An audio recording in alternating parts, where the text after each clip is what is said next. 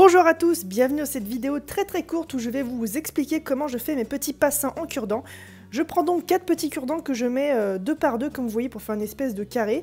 Je vais recouvrir avec de la Fimo liquide et je vais ensuite faire cuire cette Fimo liquide avec mon pistolet à chaleur. Donc le pistolet à chaleur est indispensable pour le coup parce que vous ne pouvez pas mettre ça dans un four puisque la pâte polymère liquide va sinon glisser.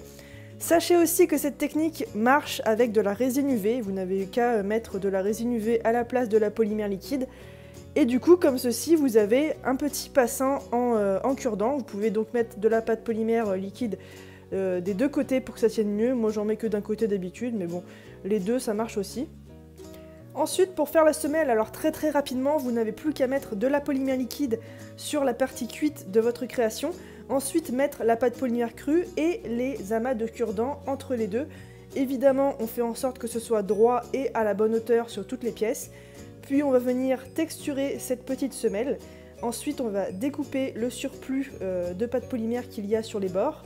Vous n'oubliez pas de signer la création si jamais vous avez un petit tampon de signature, ça peut être pas mal.